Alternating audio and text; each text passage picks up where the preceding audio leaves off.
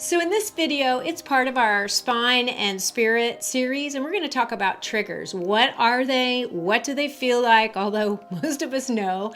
And then what do you do when you have been triggered, or how do you get rid of being trigger happy?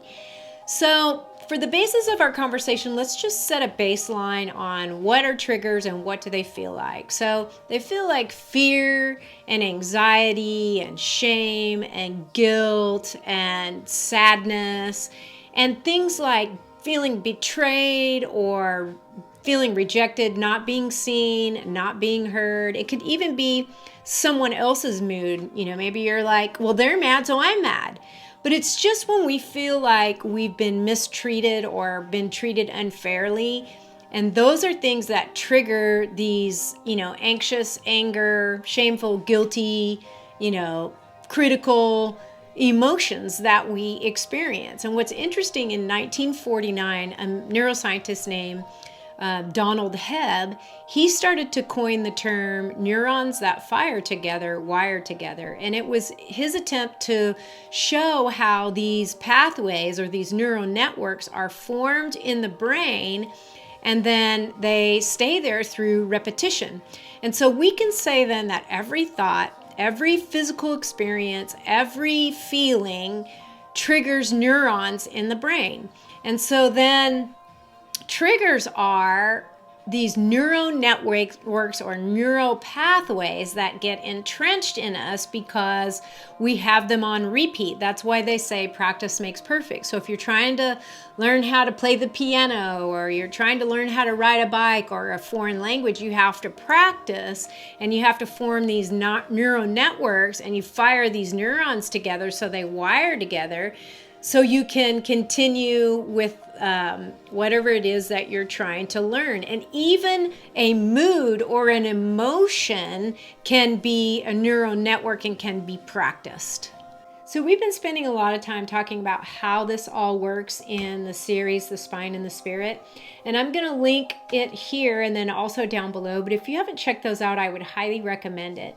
We've been talking about how the central nervous system includes our elaborate receiver and filter known as our brain, and it also includes the spinal cord, which starts at the brainstem or the medulla oblongata and runs down to the sacrum. And I'm still blown away with the fact that the medulla oblongata in times past has been referred to as the mouth of God, and the sacrum in Latin means the sacred. So we have this elaborate receiver, and it's connected to the spinal cord or the mouth of God, and it runs all the way down to the sacrum.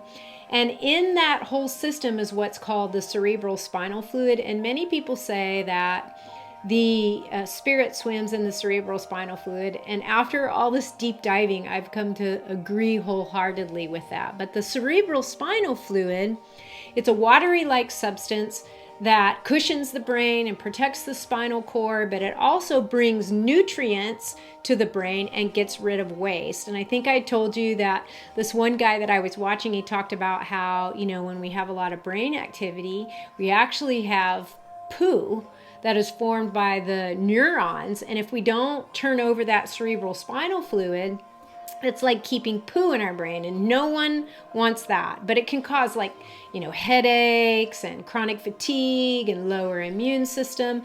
But the whole central nervous system is such an elaborate, phenomenal system that we have been given. When we're born, we have 33 vertebrae. Jesus died at 33. Many other ancient teachings say that the number 33 is a master number or a master teacher. And so Dr. Roger Sperry, he was a Nobel Prize winner. He said that 90% of the stimulation and nutrition received by the brain is done so through spinal movement. So if we don't have movement and we don't have mobility in our spine, then we have a lack of nutrients and stimulation to the brain. That's why, I've presented the yoga wheel and spinal rolls and other information, because we really want to get that cerebral spinal fluid turned over. And so let's look at our brain for just a minute. It really is an elaborate receiver, and it is an elaborate filter. And we receive from when we were born, or even when we're in our mother's womb until age 7, our brain states are in such a way that we are very impressionable. We're imprinted by our family of origin. And then, as we continue to grow, things that are highly charged with emotions, those things also imprint on our central nervous system in our brain. And so for a lot of us, it's like, shoot, because every thought, every experience, every feeling that we repeat creates neural pathways that become entrenched in our brain and our central nervous system. And so I love Dr. Joe Dispenza's work so much, because he's the first one who kind of said, if you don't like what you see in your life, you can change. You can look at different things. You can do different things. And that whole process is called synaptic pruning.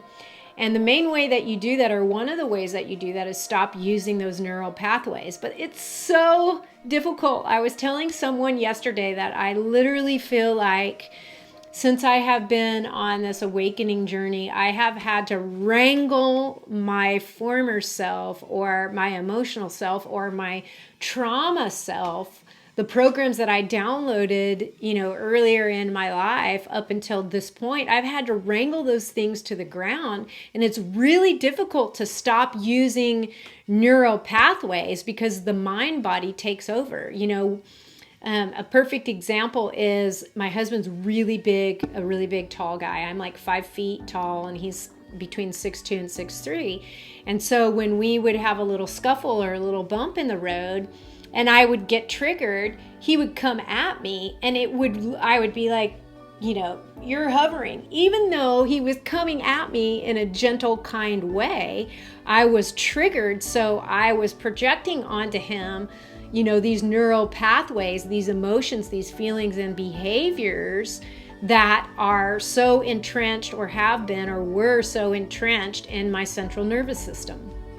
So we can say then that our personal reality is the brain pathways, or the neural pathways sent through the central nervous system, that makes up our personality. So whatever neural pathways we use the most, they fire and wire together, and that creates our mood, that creates our personal reality, and that creates our personality.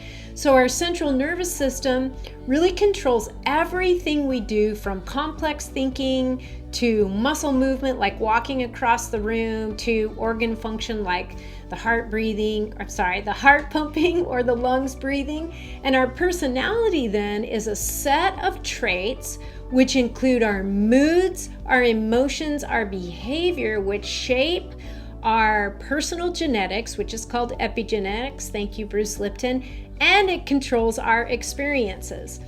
But what is so amazing, if you think about it, if you boil this down, everything that we think we are is learned behaviors from when we downloaded our programs as a little, and then the experiences that had a great impact on us. And it doesn't even have to be one that was really emotionally charged.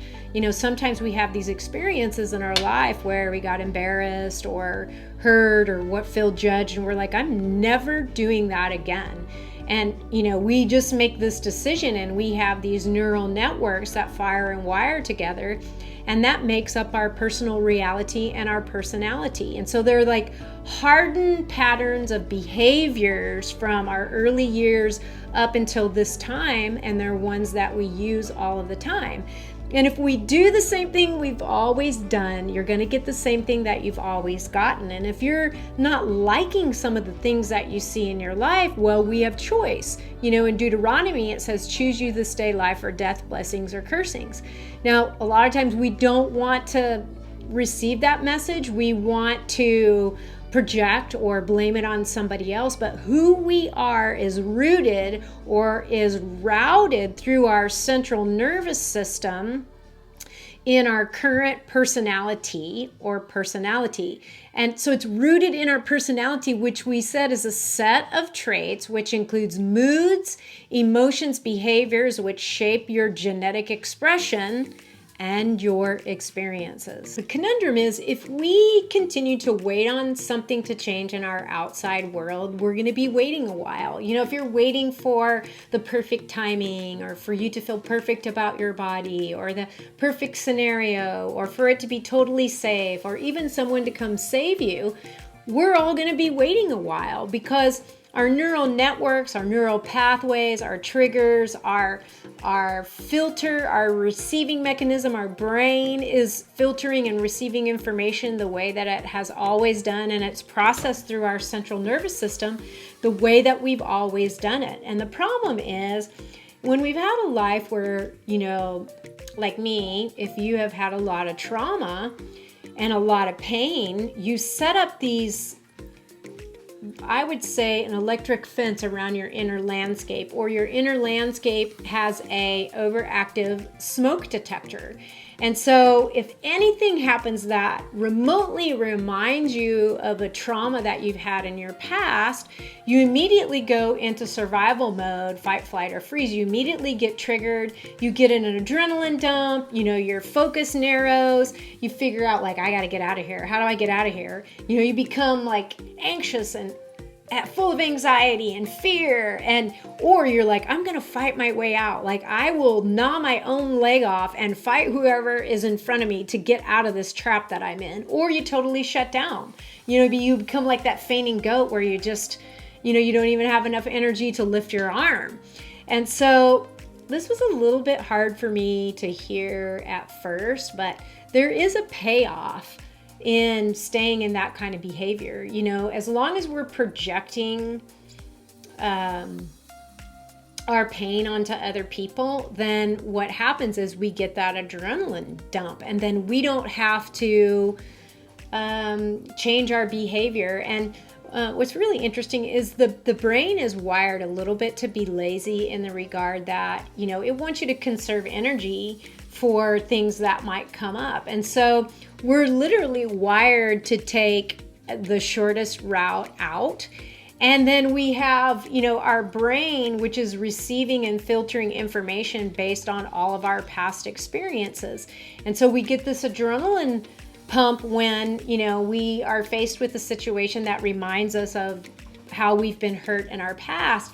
And then we start making up stories. You know, we've talked about how, you know, our memory is not really correct. It's not like a movie that we replay. It's like snapshots that we put together, and 54% of what we remember is false. And it's based on our learned behaviors, which come from our experiences, which, you know, if you've had a lot of trauma, you know, everywhere you're looking, you're finding someone who's mistreating you. And so, you know, for me, my triggers are when I feel like something is unfair, or I see someone who is mistreated, I literally project, you know, the trauma of my youth on the situation. And I start saying things like, well, who does that? And, you know, when we become triggered, then we start having policing activity. Well, I can't believe they did that. And, you know, I'm going to tell them about this. Or, you know, we start to police other people's behavior because we're literally projecting our trauma from our youth onto them. And we start to shut down our frontal lobe, which is the biggest part of our brain. It's the more chill part of our brain, and we function totally in our limbic brain, which is where our emotional life is housed. And so, you know, something happens, we get triggered, we feel sad, we feel criticized, we feel discouraged, we feel fear, anxiety, whatever it is, and we pull out that card of the traumatic experience that happened to us when we're younger, and then we start beginning to become like a spinning top. So what to do when we're feeling fear and shame and guilt and anxiety and sadness? You know, when we feel like we're spiraling out of control, well, first and foremost, we need to build an awareness of how we feel and realize it's not a one and done. Like, you have to become acutely aware of what you're feeling when you're feeling contracted, when you're in fight, flight, or freeze. Like, notice what your breath pattern is. Notice how your posture is, because it's too hard to spiral in control when we're spiraling out of control. So you need to give yourself some room and some grace and just realize it's not going to be a one and done experience. This is things that are hardened pathways in your brain and your central nervous system. And I've had to have like conversations with my husband, like, listen, like I realize that I am trigger happy in certain areas, like when we have a scuffle, and I am really trying to work on it. But I need your grace and your understanding as I'm addressing these issues. And then second thing is you need to have a debriefing time with yourself, not with anybody else, with yourself. You need to talk to yourself, a while after you're spiraling out of control, or after you're triggered, or when your brainwave states are not in high beta brainwaves, when those brainwaves, are a little bit slower and bigger, where you can get a download of information, where you're not in such a contracted state. And then, I just ask myself questions. I have a notebook, and I ask, like, could this be learned behavior? Is this an emotion that I've practiced before in my past? Is it pervasive? Am I being an overreactive smoke detector? And then I'll ask myself, how am I feeling? And I realize that for me, I grew up in a household where my parents were overly consumed with their own problems, and I was ignored a lot. And, there was some abuse involved. And so when I see that, or when I experience that, this smoke detector, this, contracted state on the inside where I build an electrical fence around my internal landscape, and I'll zap anybody who tries to cross that boundary. And so, this is the contemplative part of it, where, it's not going to be something that you're going to be able to change in a one-time event, and you have to give yourself the space and the room and the grace to build an awareness of what it is that you have been practicing all these years. And so the third thing I would say is invocation. And what I mean by that is, for me, I invoke assistance from God, and whether that be the field or source or the divine or angels or whatever you're comfortable with, when we invoke assistance outside ourselves, it lets us off the hook a little bit, and it lets the people that we're interacting off the hook a little bit, and it loosens its hold on us, because the brain has a magical ability to focus on what is important and filter out what is not important.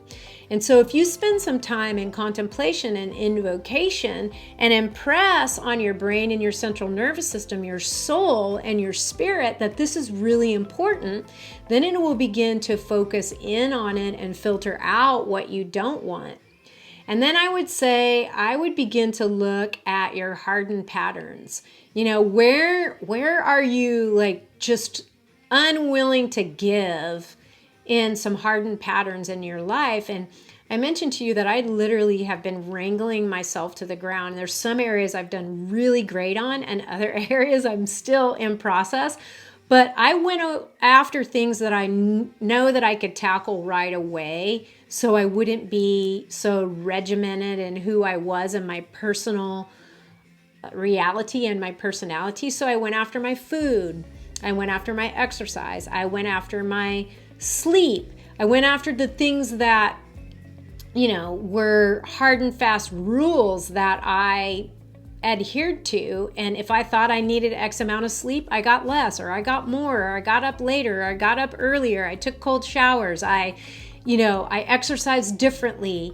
I started to do yoga instead of run. I just went after everything that I felt like I needed to hold on to, because I realized those were kind of safety mechanisms. And then, this was a little bit harder task as I started to look at the emotions that I was practicing. And I, traced it back to like who was involved. How did I feel when I practiced these emotions earlier in my life? And what happens is as it begins to loosen its hold on you, you begin to, and it happens over time, you begin to realize that human beings are just really complex, and that, it doesn't matter so much to you anymore how people treat you, because you're beginning to change those neural pathways and you're practicing different emotions. That's why inviting new behaviors into your life, such as, meditation. The reason I think meditation and breath work are vitally important is because you are getting your brain out of fight, flight, or freeze, or beta brain waves. You're actually cooling off the limbic brain, cooling off your brain in general. And so you're not in such a contracted state. I've mentioned many, many, many times that I had this hardened pattern of breathing that was like panting. And even though my life was extremely happy, I short-circuited because after 50 some years of having this anxiety course through my body, it couldn't take it anymore. And so, you can do things like start going to new locations. Don't always go to the coffee shop that you go to. Don't always go to the same gas station. Don't drive in your neighborhood the same way. Don't shave your legs with the same hand. Now, they sound like little things, but if you're doing this, if you're brushing your teeth the same way every day, and you're shaving your legs the same way every day, and you're going to the grocery store, and you're going through the grocery store the same way, and you're going to work the same way, you just are experiencing and you're firing and wiring those same neural networks where you can't make room for new behaviors. And so, try to add some spontaneity into your life. I ever since I went to the Dr. Joe Dispenza events in Niagara Falls and Munich, I do a lot of the things that we did there to prepare ourselves for meditation. I dance every day. I literally, when I'm blow drying my hair, I put on music and I shake my groove thing.